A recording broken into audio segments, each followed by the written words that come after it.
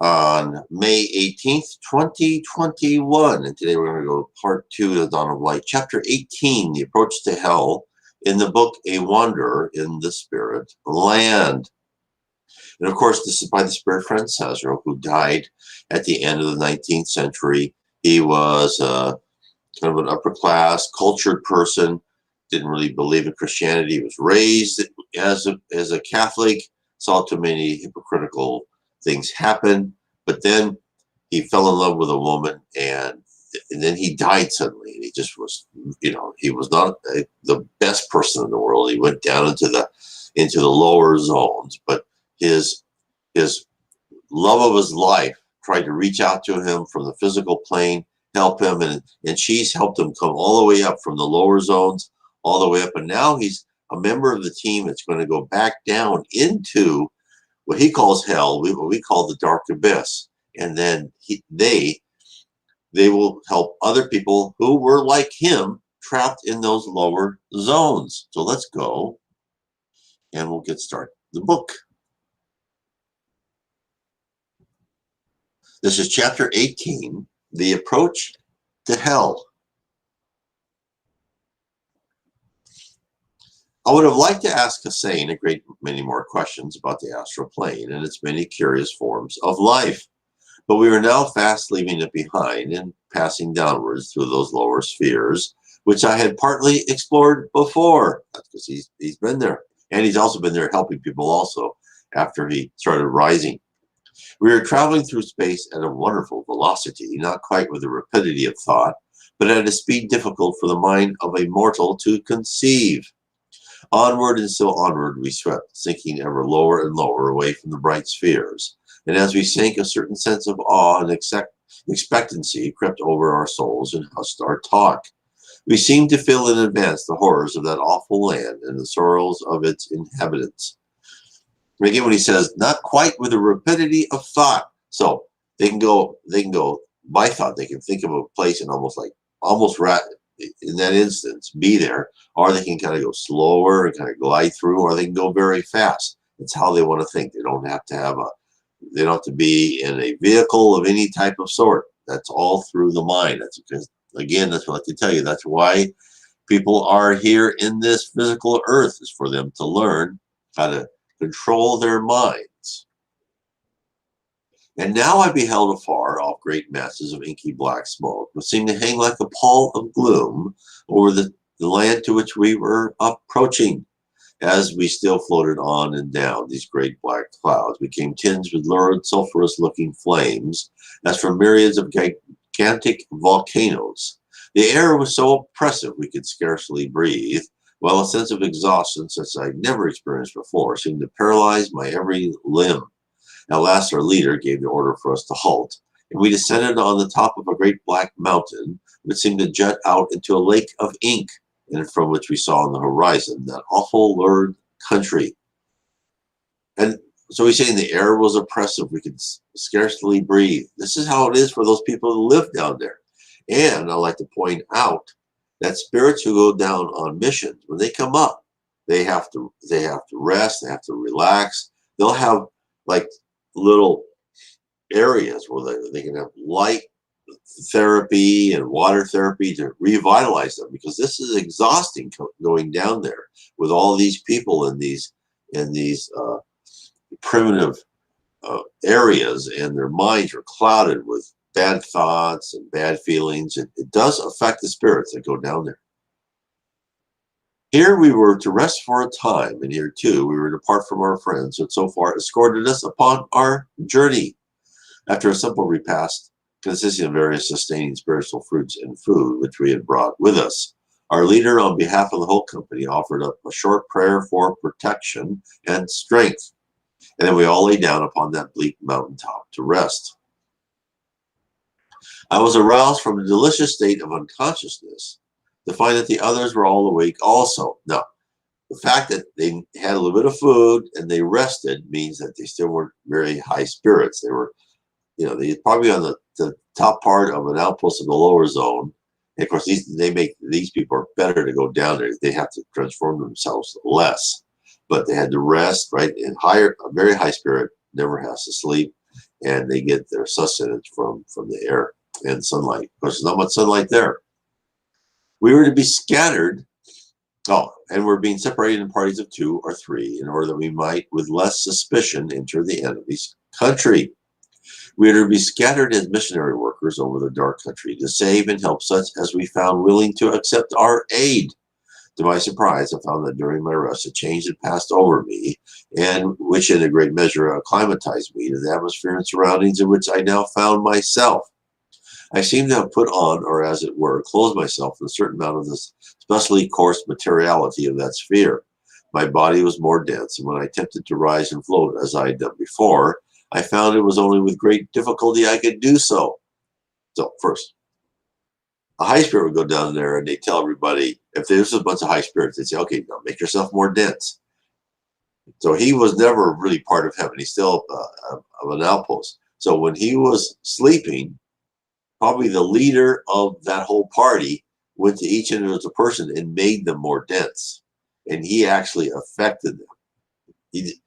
Franchezzo doesn't realize it, but it wasn't it wasn't just, it was probably the mission leader that did that.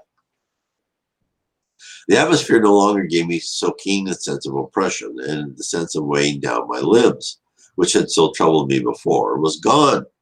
A certain portion of sustaining essences sufficient to last during a sojourn in this lowest sphere were given to each of us, and then a few final directions and warnings were addressed to us by our leader. So let's see, the leader has done all this for them. A saying now came to me to bid goodbye, to give me the last words of advice Arinsaman had sent me. I am to come from time to time, he said, to give you news of your beloved and of your other friends, and you can send a message to them at such times by me. Always remember that you'll be surrounded by every species of deceit and falsehood, and believe no one who comes to you as messenger from us, unless he can give you the countersign of your order. Your thoughts they may guess, but they'll not be able to read them clearly, that you are above them in spiritual development, and although you're having to put on a certain degree their own condition on entering their sphere, will enable them to sense a portion of your thoughts. It will be but imperfectly. Only in those matters where your lower passions still form a certain link between you and them. With the higher powers of their intellect to help them, they will plot and scheme with great cleverness to tempt and entrap you. In these regions, there are men who are amongst the greatest intellectual powers of their age, but whose awful careers of wickedness have sunk them to the spheres where they reign over all around them, even worse and more despotic tyrants now than they were upon earth. Beware then, and heed all the warnings we have given you. From time to time you will receive help and encouragement from your sincere friends until your mission shall have been accomplished and your return. Let us hope as a victor with a good cause. Adieu, my friend, and may the blessing of the great Father all be with you. So he's telling you a lot about the different levels of people, right? With the higher powers of intellects to help them, they will plot and scheme. So just because you're down in the depths of purgatory doesn't mean you're stupid. You can be very smart, very clever, but still, all that cleverness and smart, they only have so much power because they are of a lower spiritual power, whereas Franchezzo is higher, and of course, the leader of the team is much higher. They can't read his mind at all. But Franchezzo, he's kind of got part of that because he's not really in heaven yet. So they can kind of guess at some things, but not very well as what he's saying. As I've said before, a high spirit who comes down in these regions, if there was a fight, there's no contest. They're just totally superior. Franchezzo could be a little bit tougher. He's not that high yet, but he's very brave and he's doing a great job.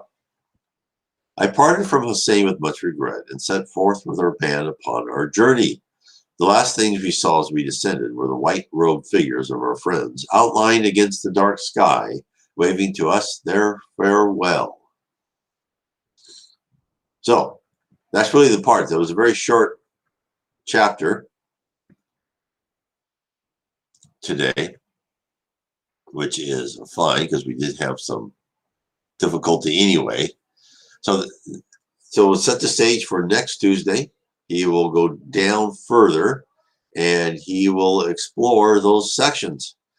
And if you have any questions, please let me know now because we do have plenty of time afterwards. But as if you really would like to understand more of the spirit realm, I suggest you read first I suggest you read the Spirits book, which is a great book by Alan Kardec. It was created, he codified the book in the 1850s by talking to many spirits. And they told him all sorts of things. In fact, I have the audio point of that on my website in nwspiritism.com if you'd like to see that. That's all there. And of course, you can get this book on PDF if you'd like. It's well worth it. Of course, you can click the picture of Allan Kardec, and that will take you to the FEB bookstore, and you can get his book there. The next thing I would say, if you want to get a quick introduction, maybe even before you read the Spirits book, is Spiritism 101. I have that on PDF on my website, nwspiritism.com. You can download that. I also have, of course, in Kindle, paperback, and Audible, but it is on PDF. It's also in PDF in French. And I also have another book. I have two books, other books in French. I have The Problem and Solution, free in PDF in French, but also my book, How to Live Inner Peace Through Spiritism. That is in paperback and Kindle in French also, as well as English and on Audible. But if you're beyond that, I would recommend you to really understand the entire spirit realm is to read my book, The Spirit Realm. Spiritism has revealed the reality of our existence, where I go through and I talk about what's going on. I talk about the spiritual universe, the physical universe. What is a spirit? How do you grow as a spirit? How do you become less dense, more dense? How do you educate yourself? You don't just die and you become this angel. The mundane secret of this whole life that we live, because we really are we're in a simulation here on earth to stop us from using all the powers we have as a spirit, so we can concentrate on reforming our character and our personality. That's why we're on earth. We're just in these temporary bodies that we think. Oh, Ellen Tom asked, are there any good books for children? And the answer is yes. In fact, go to my website, and then click on the FEB, and then you'll see some good books. In fact, there's one, it depends on the age of the children. It's really an excellent book of this teenage boy who wrote about his whole life when he died as a teenager and went to heaven. And then there's younger books than that. So I would go to that. In fact, actually, let me bring that up. Let me see if I can do that. Let me share that in the screen. And I'll bring that up for you because I think that's an important thing to look for, is books for children. Okay, I think it's there. Let's go here.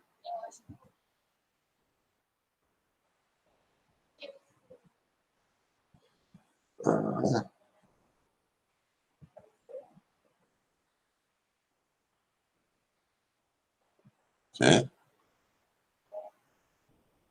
Okay, let me bring this up and I'll show you exactly how to get there.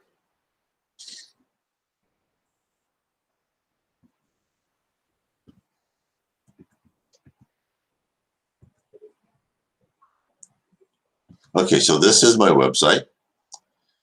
And if you and then of course on the right-hand navigation, you can see subscribe to BitChute channels. And you can see the free PDF books, Spiritism 101, and Spiritism 101 in French, and Problem Solution in French. But now, if you want to go FEB bookstore, you just click this.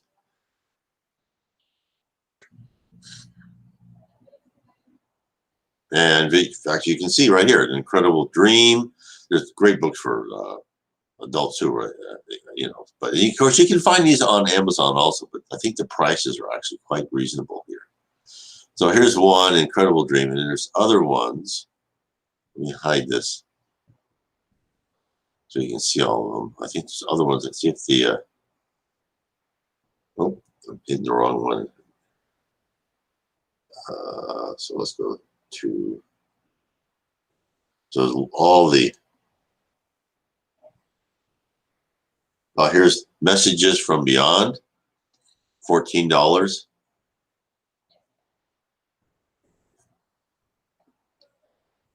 So you can see easily, and of course, then here's the spirits book and all that type of stuff. So there are some good books. You can also find them on other ones on Amazon, but there's 2 books for children.